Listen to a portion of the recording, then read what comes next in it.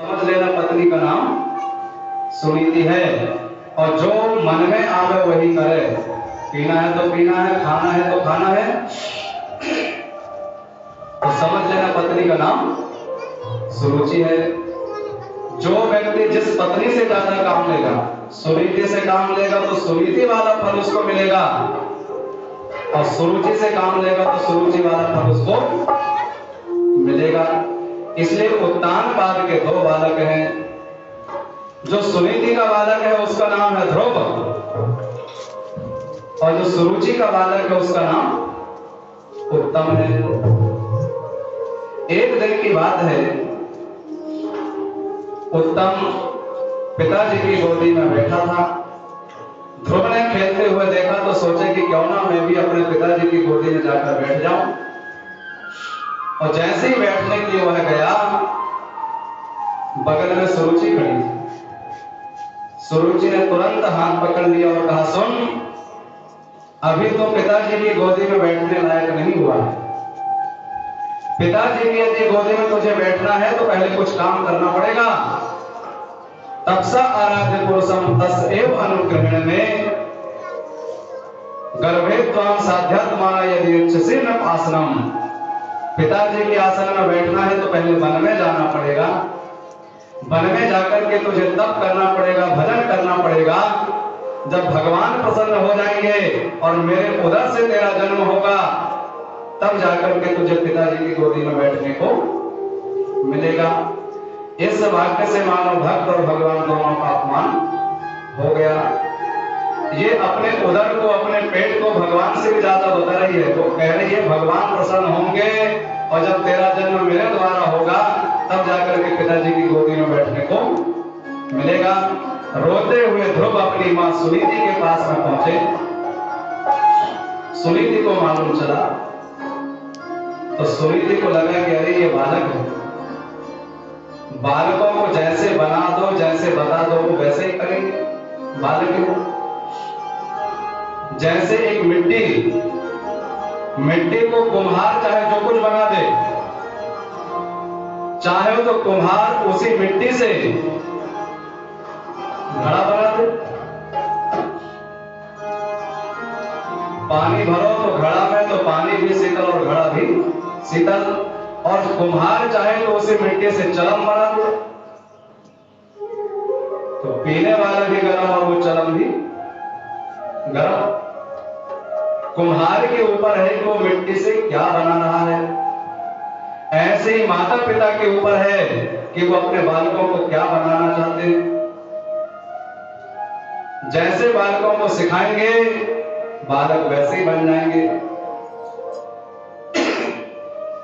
कोई और मां होती तो कहती कि चल उसने ऐसा कहा तो मैं देखती हूं, लेकिन सुनीति ने सोचा नहीं, ऐसे में तो बालक का संस्कार ही खराब होगा।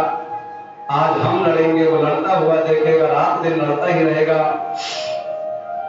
इसलिए ऐसा नहीं करना चाहिए। जोते से जोत जगाते चलो,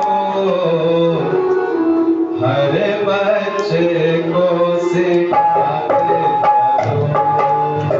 जोते से जोत जगाते चलो, हर बच्चे को सिखाते चलो। राह में आए जो दीन दुखी, राह में आए जो दीन दुखी, सबको गले से लगाते चलो।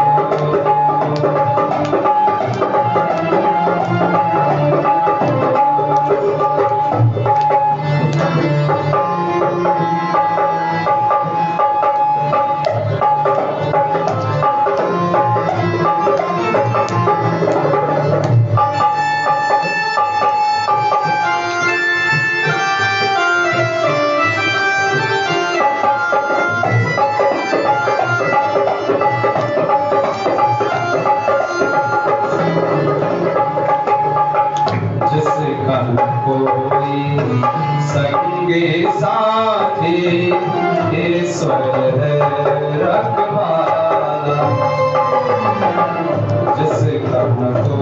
संगे साथ ईश्वर रखवारा।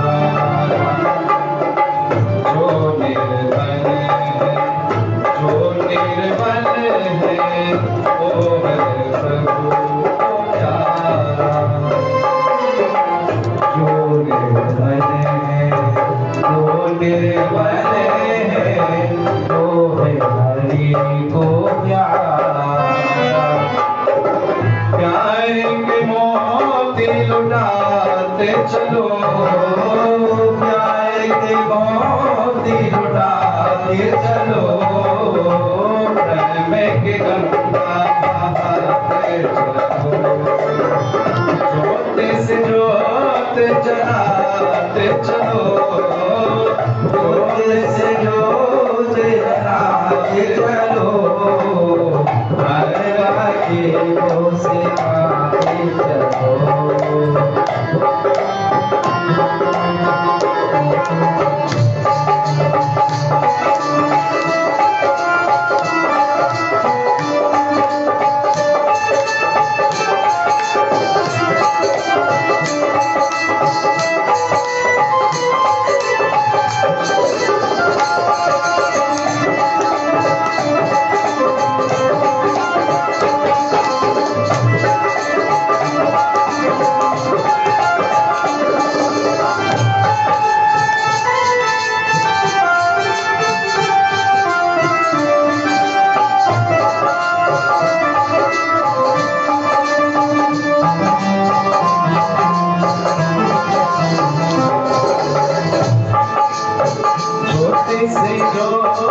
जलाते चलो, ज्योति से ज्योत जलाते चलो, प्रेम की गंगा बहाते चलो, प्रेम की गंगा बहाते चलो। चाहे मिठाई जो दीने दुखी, चाहे मिठाई जो दीने दुखी, सबको गले से लगाते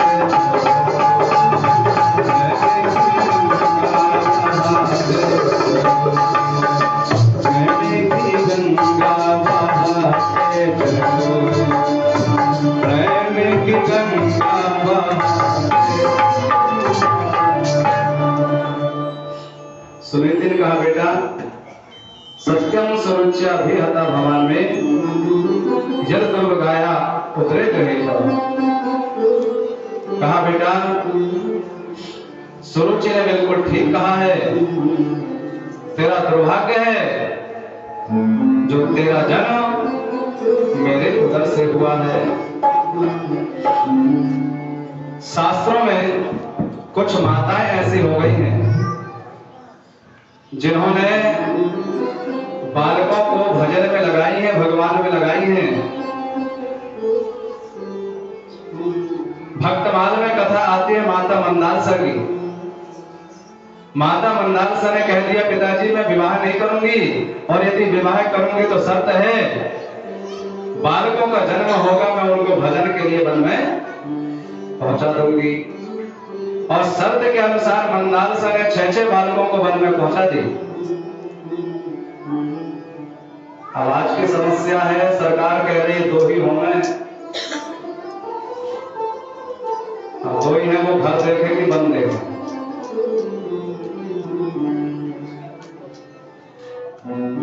छह बालकों को वन में पहुंचाई।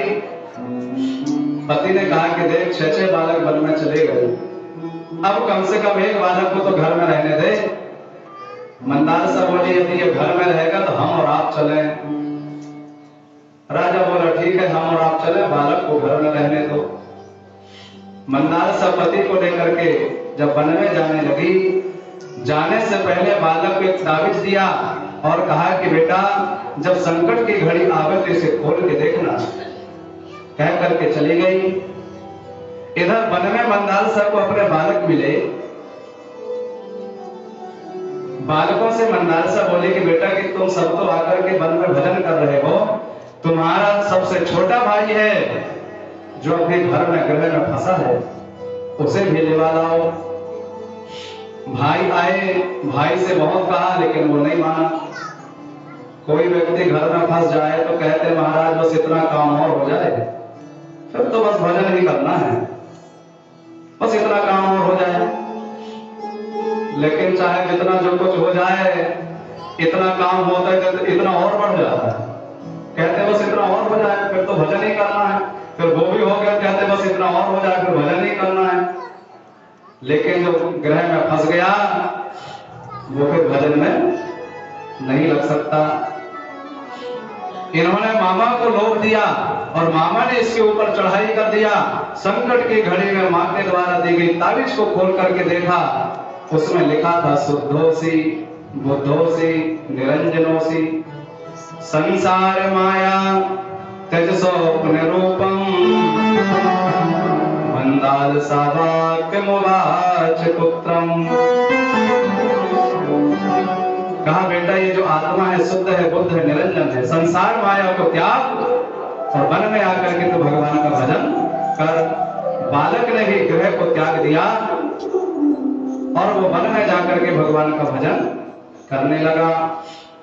ऐसी श्रीमंदाल सा राम भगत सिरताज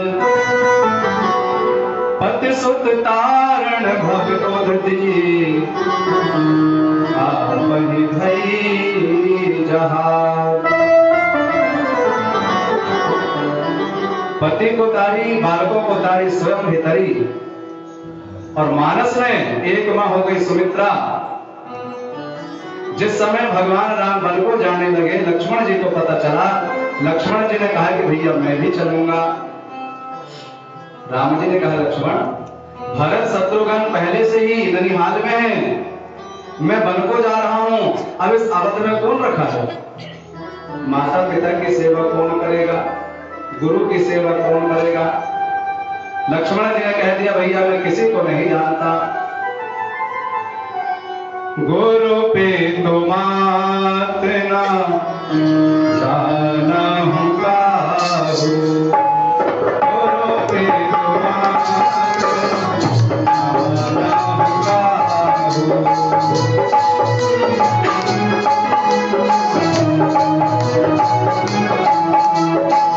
गुरु पे तुमात जाना काहू, गुरु पे तुमात जाना काहू। आहू सुभाव आंख बरतिया, आहू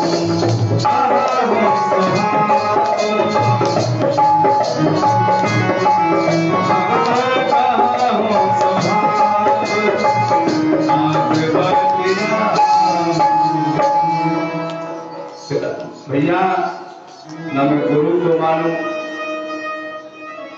ना मैं माता पिता को जानूं। अब आप लोग कहोगे कैसा लक्ष्मण है जो माता पिता को नहीं जानता? ऐसा कौन है जो माता पिता को नहीं जानता? चार भाई हैं, चारों के धर्म अलग अलग हैं। राम जी का धर्म है सामान्य धर्म। यदि कोई जन्म लिया है ग्रह में है तो गृहस्थ के अनुसार अपने धर्म को निभाना पड़ता है। माता पिता के साथ में कैसा व्यवहार करना है वैसा करना पड़ता है। भाई बहन के साथ में, परिवार वालों के साथ में कैसा व्यवहार करना है वैसे करना पड़ता है। ये सामान्य धर्म है। लेकिन लक्ष्मण जी का धर्म विशेष धर्म है। वो एकमात्र भगवान को छोड़ करके ना किसी को मानते हैं और ना वो किसी को जानते हैं। केवल और केवल भगवान को जानते हैं, केवल और केवल भगवान को मानते हैं और वो दुनिया में किसी को ना जानते हैं ना वो किसी को मानते हैं। इसलिए कह दिया भैया गुरु पितु मात न जानहूं, कहूं मैं किसी को नहीं जानता। राम जी ने और कहा भैया सुनो, आप मुझे छोड़ करके अकेले वन में जाओगे तो लक्ष्मण का यह प्राण आपके पीछे पीछे आ जाएगा।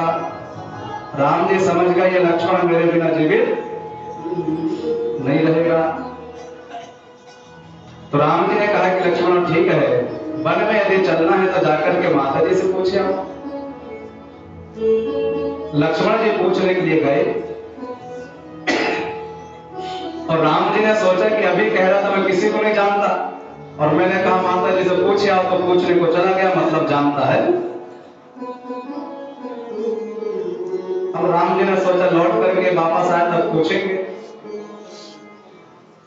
लक्ष्मण जी मां सुमित्रा के पास में पहुंचे और लक्ष्मण जी ने सुमित्रा जी से कहा कि मैया राम जी वन को जा रहे हैं तो मेरे लिए क्या आज्ञा है। तुरंत सुमित्रा जी ने कहा बेटा यदि राम वन को जा रहा है तो इस अवध में तेरा कोई काम नहीं है। अवध जहां राम निवासु, जहां राम जी रहेंगे वही अवध हो जाएगा। बेटा मुझे तो लगता है कि और कोई कारण नहीं, मुझे तो लगता है कि वो केवल तेरे कारण जा रहे हैं ताकि तू खूब उनकी सेवा कर सके। जिसने शरीर पाकर के भगवान की सेवा नहीं कर पाया वो बालक नहीं है। इसलिए बेटा जा, कभी 5 शत्रु के बस में मत रहना और खूब उनकी सेवा करना। काम क्रोध ममता मद मोह, काम क्रोध ममता मद मोह, काम क्रोध ममता मद मोह, काम क्रोध ममता मद मोह,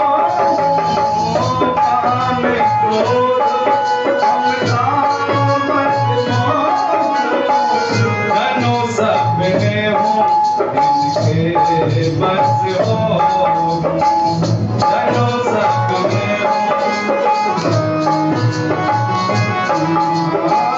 जनो सपने हो इनके बस हो। बेटा जा, कभी इन 5 शत्रुओं के बस में मत रहना, खूब उनकी सेवा करना। लक्ष्मण जी भगवान राम के पास में आए। राम जी ने तुरंत पूछा कि लक्ष्मण तू कह रहा था मैं माता पिता को नहीं जानता। लक्ष्मण जी बोले बिल्कुल नहीं जानता था। कहा अब? बोले अब जान गया। कहा क्या?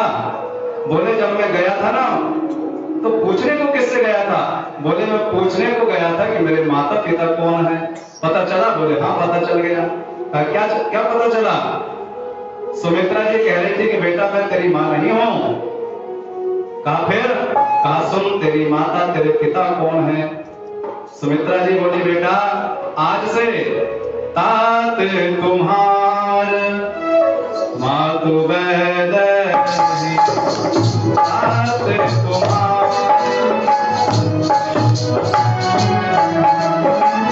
आज तुम्हार मातु वैदही, तात तुम्हार मातु वैदही, पिता भावे सब राम सरे, पिता भावे सब राम सरे, पिता भावे सब राम सरे।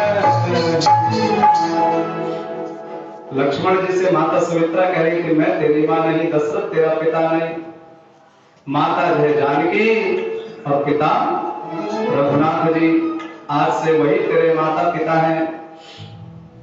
तो सुमित्रा जी ने लक्ष्मण जी को, मंदार समय अपने बालकों को, और सुनीति ने ध्रुव को। पर आज की माताएं डरती हैं, सोचती हैं बदमाश बन जाए कोई बात नहीं, डकैत बन जाए कोई बात नहीं, चोर बन जाए कोई बात नहीं, लेकिन सबसे ज्यादा डर लगता है कहीं बाबा जी ना बन जाए। केवल इस बात का डर रहता है माता पिता को। एक बालक रोज सत्संग में जाने लगा।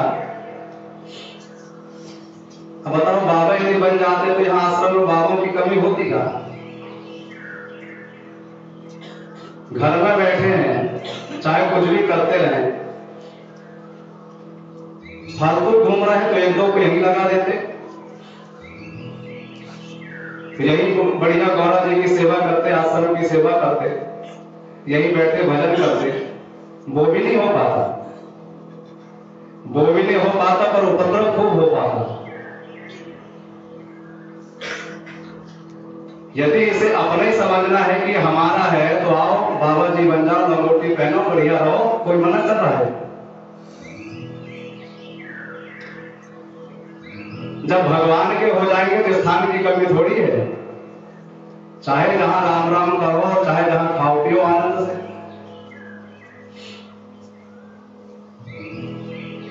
इसलिए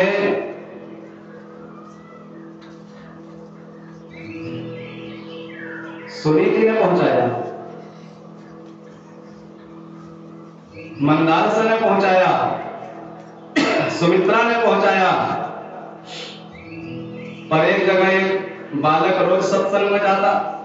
माता पिता ने सोचा कहीं इसे ज्ञान ना हो जाए, कहीं वैराग ना हो जाए, कहीं बाबा ना हो जाए, तो जल्दी से उसका विवाह कर दिया।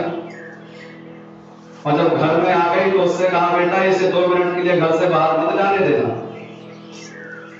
तो सज्जन 2 मिनट के लिए भी घर से बाहर नहीं जाता।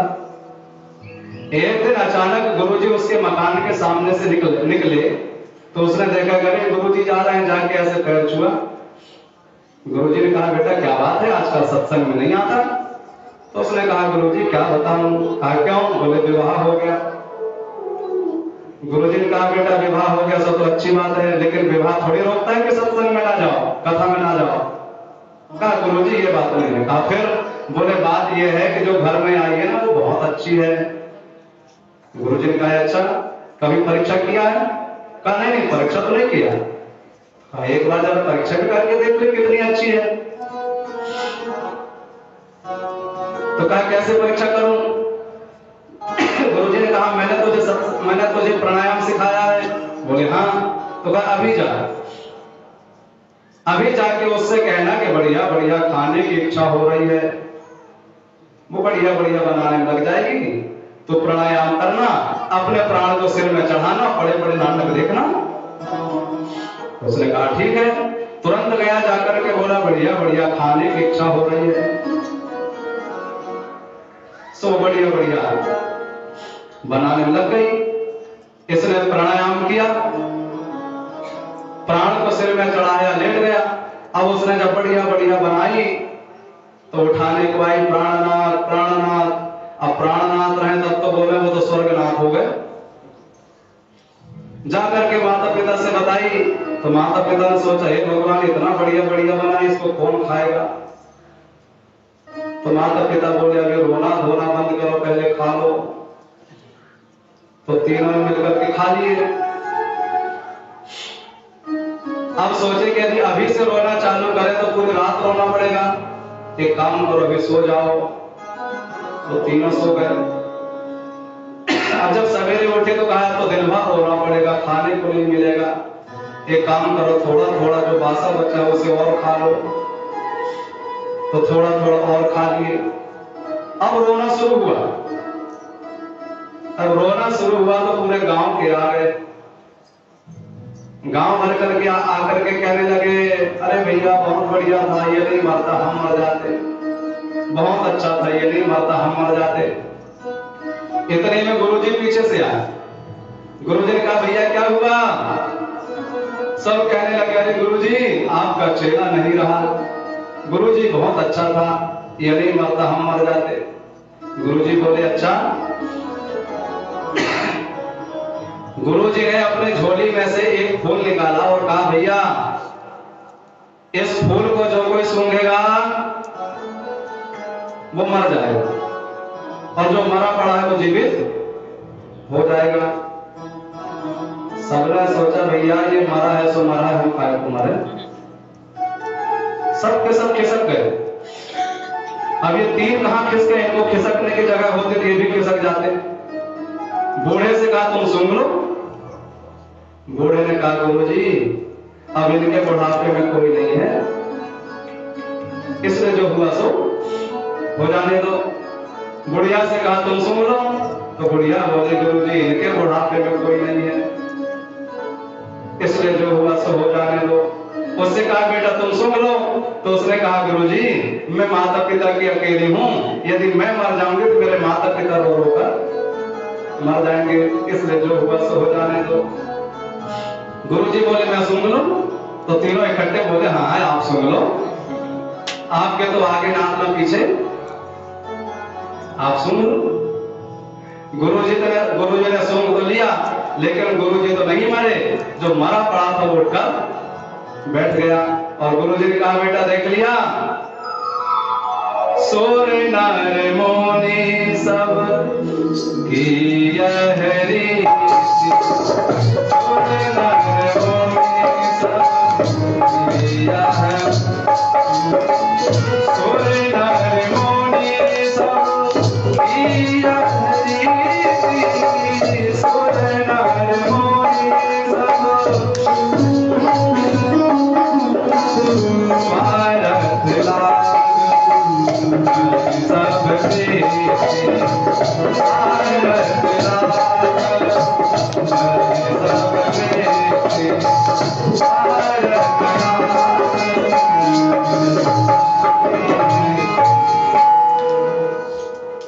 सब स्वार्थ के हैं, इसलिए सुनीति ने कहा बेटा सत्यम सुरुच्या भी हता भगवान में यद दुर्भगाया उद्रेक रहिता। उसने बिल्कुल सत्य कहा है, तेरा दुर्भाग्य है जो तेरा जन्म मेरे उदर से हुआ है। बेटा वन में जा, और वन में जाकर के अनन्य भावे निज धर्म भाविते मनस्वस्था भजस्व पुरुषम, एकमात्र परम पुरुष भगवान का अनन्य भाव से उनकी सेवा में लग जा। ध्रुव जी तुरंत वन की तरफ निकल गए। केवल 5 वर्ष की उनकी अवस्था नहीं भई, छोटे से बालक वन में चले गए। नारद जी ने विचार किया कि छोटा सा बालक है, देखो तो अरे केवल ऐसे ही बात लग गई, आ गया कि वास्तव में भजन करने के लिए आया है, इसे जरा थोड़ा ठोक पीट करके भी तो देख लो। क्योंकि होता क्या है, साधु भी अनेक प्रकार के होते हैं। कुछ ऐसे हो जाते हैं कि घर में भाई खटपट, तो बोले चल बाबा की मठ पर, और बाबा ने बताया काम, तो बोले हम तो रम दे रहा। और कुछ ऐसे हो जाते हैं, कुछ होते हैं असली, कुछ होते हैं नकली, कुछ होते हैं फसली। आप लोग कहोगे असली असली होता है, नकली नकली होता है, फसली कैसा होता है? फसल तो आप लोगों ने देखा है, सब लोग किसान बैठे हैं, फसल समय से आती है, पकती है और कट जाती है। ऐसे ही होते हैं फसली। जब वो देखते हैं कि प्रयागराज में कुंभ लगने वाला है, चढ़ाव आने वाला है, तो 6 महीना पहले से बाबा जी बनने की तैयारी शुरू। बनने की तैयारी कैसे करते हैं? किसी किसी की बड़ी बड़ी जटा हो गई, और कोई कोई तुरंत बन जाते हैं, बनने में कोई देर लगती है। तुरंत मुड़वा दिए बालों को, बोले हम तो मुड़िया बाबा हैं और प्रयाग मंदिर, और कहते हैं मोड़ मुड़ाए 3 लाख, मोड़ मुड़ाए 3 लाख, सिर की जाए खाज, खाने को खूब मिले, और लोग कहे महाराज बढ़िया 15 पाव साथ में दक्षिणा ले जाओ। और जहां कुंभ समाप्त हुआ, बाबा जी भी समाप्त। कुंभ के बाद बाबा जी मिट गए, और फिर कुंभ आया तो फिर बन गए। ऐसे ही होते हैं फसली। तो नारद जी ने सोचा इसको देखो तो, नारद जी ने आकर के कहा बेटा ध्रुव, अरे थोड़ी सी तुझे बात क्या लग गई और तू वन में आ गया? समझ गया क्षत्रिय है ना, सच्चे योद्धा सच्चे क्षत्रिय अपमान नहीं सह सकते हैं, जिनको सुनने की ताब नहीं वो चुप कैसे रह सकते हैं। अहो तेज क्षत्रिय नाम मान भंग वसदाम। थोड़ा सा अपमान हुआ और तू वन की तरफ आ गया। बेटा ध्रुव, आखिर तुम देखो कि तेरी उम्र क्या है? तेरे उम्र के जो बालक होते हैं, लक्ष्यामा कुमार सत्तस क्रीडनादिषु, उनका केवल एक लक्ष्य होता है खेलना, और तो वन में भजन के उद्देश्य